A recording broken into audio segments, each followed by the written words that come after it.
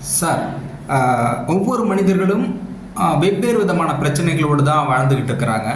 அதில் சிலர் என்ன பண்ணுறாங்கன்னா, எந்த மாதிரி பிரச்சனை வந்தால் எந்த கடவுளை போய் கும்பிட்டா உடனே சரியாகும், என்ன பரிகாரம் பண்ணால் சரியாகும் அப்படிங்கிற அணுகுமுறையோடு வாழ்ந்துக்கிட்டு இருக்கிறாங்க. இதில் எந்த பிரச்சனைக்கு எந்த கடவுளை கும்பிட்டால் சரியாகும், நல்லபடியாக வாழலாம் அப்படிங்கிறத பற்றி உங்களுடைய கருத்தை சொல்லுங்கள் டாக்டர். நீங்களே சொல்லியிருக்கீங்க, எல்லாரும் நிறைய பிரச்சனையோட வாழ்ந்துட்டு இருக்காங்க. பிரச்சனையை எப்படி சால்வ் பண்ணு தெரியாமல் வாழ்ந்துட்டு இருக்காங்க. ஓகே, உண்மைதான். அப்போ எந்த கடவுளை வணங்கினால் அந்த பிரச்சனை சரியாகும்னு கேட்குறீங்க. எந்த கடவுளை வணங்கினால் அந்த பிரச்சனை சரியாகும்? உங்களுக்கு பசிக்குது, எங்கே போனால் உங்களுக்கு பசி தீரும்? சாப்பாடு கிடைக்கிற ஹோட்டலுக்கு போனீங்கன்னா உங்களுக்கு அங்கே சாப்பாடு கிடைக்கும், பசியாகுங்க. சரியா? அப்போ உங்களுக்கு என்ன தேவையோ அந்த தேவையை கொடுக்கக்கூடிய இறைவன்கிட்ட வணங்குங்க. இப்போ இந்த தேவையை கொடுக்கக்கூடியது யார் எங்கே இருக்காங்கன்னு யாருக்குமே தெரியல. நிறைய பேர் கேட்பாங்க, முஸ்லீமில் இஸ்லாத்து அப்படின்னா அல்லாஹ் மட்டும்தான் தெய்வம், கிறிஸ்டியானிட்டியில் இயேசு தெய்வம், இயேசு எழுதி வேறு யாரும் கிடையாது. மதம் சரி, ஓகே, மாதாவை கும்பிட்றாங்க ஒரு குரூப், ரைட், ஓகே, அதை தவிர வேறு யாரும் கிடையாது. பட் இந்து மதம் மட்டும் why there are so many gods அப்படி கேட்பாங்க. இந்து மதம் நான் நிறைய டைம் சொல்லியிருக்கேன், எல்லா மதங்களையும் உள்ளடக்கிய ஒரு மதம். உலகத்தில் நிறைய மதங்கள் இருக்கு, எல்லா மதங்களுடைய விஷயமும் இந்து மதத்தில் இருக்கு. இன்னமும் டீப்பாக போனீங்கன்னா நாத்திகமும் கூட இந்து மதத்தில் இருக்கு. கடவுளே இல்லை என்று சொல்லுகின்ற ஒரு அமைப்பு கடவுள் மறுப்பு மதம்.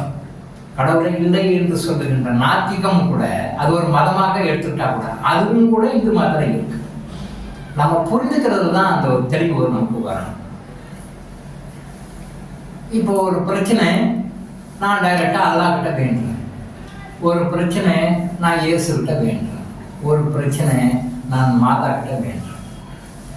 நீங்க மட்டும் எந்த சாமி கிட்ட வேண்டும் தெரியாம முடிச்சுட்டு இருக்கிறீங்க. சில பேர் கிண்டல் பண்ணியிருக்கிறாங்க, நானும் கேள்விப்பட்டிருக்கேன். அப்படி கிடையாது. எல்லா மதங்களுடைய கருத்துக்களும் இந்து மதத்தில் இருக்குன்னு சொல்லியிருக்கீங்க. அந்த ஒரு ஏக கடவுளை, ஏக இறைவனை, இந்த பிரபஞ்சம் முழுவதுக்கும் இந்த யூனிவர்ஸுக்கு ஒரே ஒரு கடவுள் தான். அந்த கடவுளை வணங்குகின்ற விதம் இந்து மதம் மட்டும் பிரிச்சு பிரிச்சு கொடுக்குது.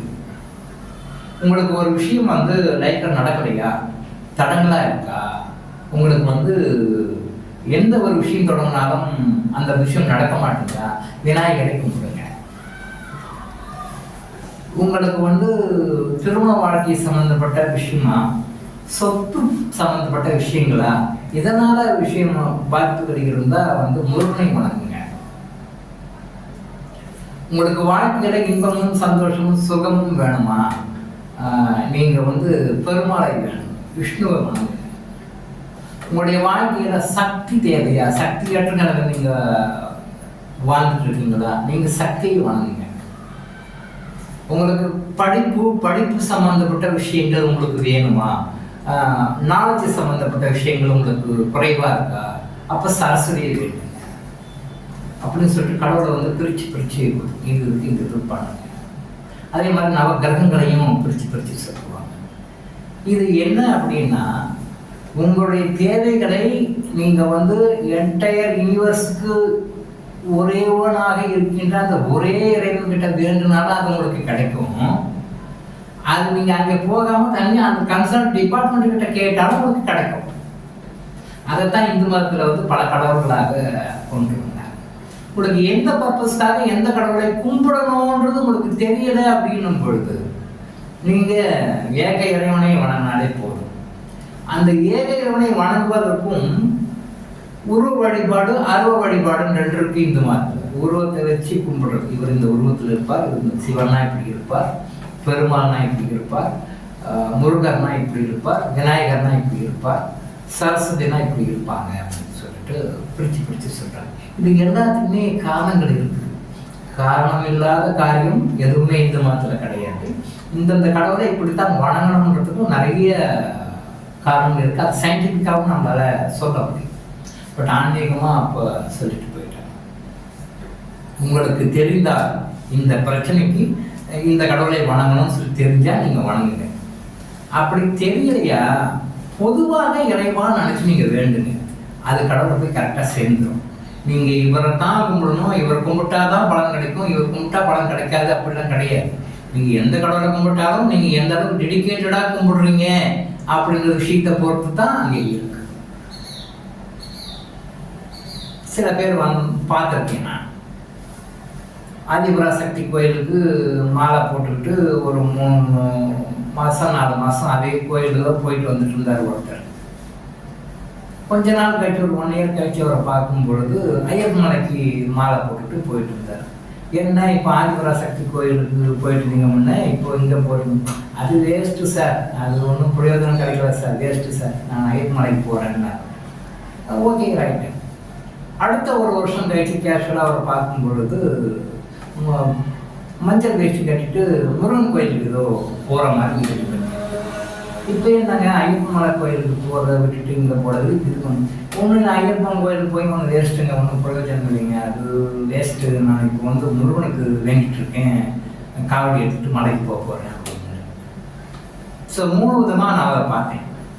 ஒரு தடவை ஆதிபராசக்தி கோயிலுக்கு போகிறாரு மேல்மருவத்தூர், அது சரியில்லை வேஸ்ட்டு அப்படின்ட்டு ஐயப்பன் மலைக்கு போகிறாரு.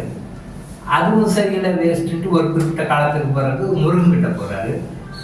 அதுக்கு பிறகு நான் அவரை பார்க்கல, 3 தடவை தான் பார்த்த பிறகு அவர் பார்க்கல, ரொம்ப ஆச்சு. இது எதை குறிக்குது?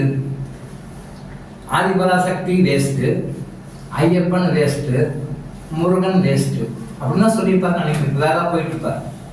அப்படி கிடையாது. இவர் புரிந்து கொண்ட தன்மை குறைவு. பொதுவாகவே எந்த கடவுள்கிட்ட போய் என்ன நீங்கள் வேண்டினாலும், நான் ஏற்கனவே அடிக்கடி சொல்கிற மாதிரி கடவுள் அன்புமயமானவர், ஆனால் கர்ம விதிக்கு உட்பட்டு செயல்படுபவர். கடவுள் அன்புமயமானவர், ஆனால் கர்ம விதிக்கு உட்பட்டு செயல்படுபவர். யாருடைய கர்ம விதி? உங்களுடைய கர்ம விதி.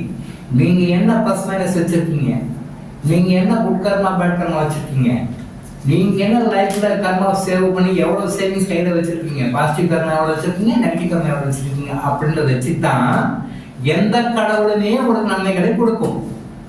அவர்கிட்ட நெகட்டிவ் கர்மாஸ் நிறைய இருக்கு, பாசிட்டிவ் கர்மாஸ் இல்லை. அதனால மேல்மருவத்தூர் ஆதிபராசக்தி பலன் கொடுக்கல. ஓகே, ஐயப்பன் கிட்ட போறார், ஐயப்பனும் கொடுக்கல. அடுத்தது முருகர் கிட்ட போறார், முருகர் கொடுத்தாரா என்னன்னு தெரியல, பார்த்து தான் தெரிஞ்சிருக்கும். அவர்கிட்ட நல்ல கர்மா இருந்தா முருகர் கொடுப்பாரு, இன்னும் அவர் கொடுக்க மாட்டார். இது என்ன தெரிஞ்சுக்கிறாங்கன்னா, உங்க கையில உங்ககிட்ட அந்த குட் கர்மாஸ் என்று சொல்லுகின்ற நல்ல கர்மாஸ் உங்ககிட்ட இருந்தா, புண்ணியம் உங்ககிட்ட இருந்தா, நீங்க கடவுளே கும்பிடவே வேணாம், கடவுள் உங்களுக்கு உங்களுக்கு என்ன வேணுமோ அதை எத்தனையும் கொடுப்பாரு. You need not to go to any god. எந்த கடவுள்கிட்டையும் போக தேவையில்லை, எந்த கோயிலுக்கும் போக தேவையில்லை, எந்த பூஜை புனஸ்காரம் பண்ண வேணாம். உங்களுடைய குட்கர்மாக்கு நீங்க புண்ணியம் பண்ணணும், புண்ணியத்தை சம்பாதிக்கணும் டெய்லி. அது உங்ககிட்ட இருந்த கடவுள் உங்ககிட்ட வருவார். கடவுள் உங்ககிட்ட நீங்க எங்கேயும் கடவுள் தேடி போக வேண்டாம், எந்த மலைக்கும் போக வேண்டாம், எந்த காட்டுக்கும் போக வேண்டாம், எங்கேயும் போக வேண்டாம். No need to go anywhere from your house. உங்க வீட்டை விட்டு கடவுளை பார்க்க எங்கேயும் வெளியே போக வேண்டாம், உங்களை தேடி வருவார். உங்ககிட்ட நெகட்டிவ் கர்மா நிறைய இருந்து பாசிட்டிவ் கர்மா ஒண்ணு இல்லைனாலும் நீ கடவுள்கிட்ட போனாலும் ஒன்றும் ஒர்க் அவுட் ஆகாது. உங்ககிட்ட பேட் கர்மாஸ் நிறைய இருக்கு. நீங்க எந்த கோயிலுக்கு போனாலும், எந்த படத்துல முழுனாலும், எங்க போனாலும் உங்க கஷ்டம் தீராது. நீங்க கடவுளா மாத்திட்டு இருக்கீங்க, மதமா மாறுவீங்க, ஒரு கோயிலா மாறுவீங்க, எந்த கோயிலுக்கு போனா உங்க கஷ்டம் தீராது.